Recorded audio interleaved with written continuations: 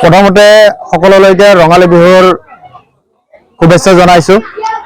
প্ৰতি বছৰৰ দৰে এইবেলিও আমাৰ লেঙা সাতগাঁও উত্তৰ লেঙা হাওৰাপাৰত বিহু অনুষ্ঠিত হৈছে। আমাৰ আজিৰ কাৰ্যসূচী ইতিমধ্যে তিনিটা কাৰ্যসূচী হৈ গ'ল।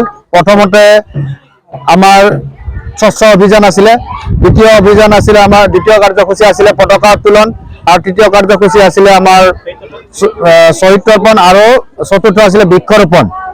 এই আটাইকেইটা কাৰ্যসূচী ইতিমধ্যে সমাপ্ত হৈছে আৰু এতিয়া আৰম্ভ হ'ব আমাৰ 12ৰহণীয়া সাংস্কৃতিক শোভাযাত্ৰা।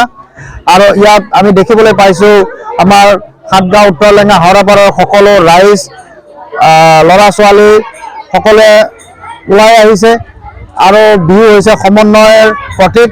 আৰু ইয়াত আমি এতিয়া দেখিবলৈ পাইছোঁ যেন সমন্বয় ক্ষেত্ৰলৈকে পৰ্যবেক্ষিত হৈছে, সকলোৱে উৎসাহেৰে ওলাই আহিছে। আমি সকলোলৈকে ধন্যবাদ জনাইছোঁ যেন প্ৰতিটো কাৰ্যসূচী আমাৰ সাফল্যমণ্ডিত হয়।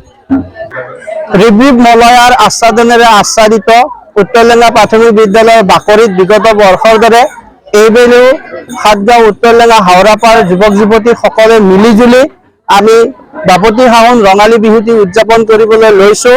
আৰু আজিৰ এই সন্ধিক্ষণত ইতিমধ্যে 4টা কাৰ্যসূচী সুকলমে হৈ গ'ল।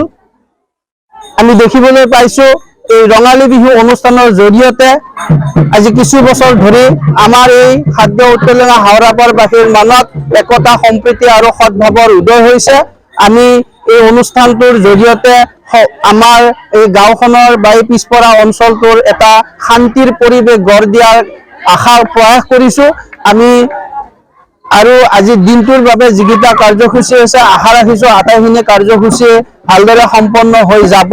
আৰু মই ইয়াত উপস্থিত থকা আমাৰ সকলো আই মাতৃ, পিতৃতুল্য, বন্ধুতুল্য, ভাতৃতুল্য সকলোলৈকে আন্তৰিক অভিনন্দন জ্ঞাপন কৰিছোঁ।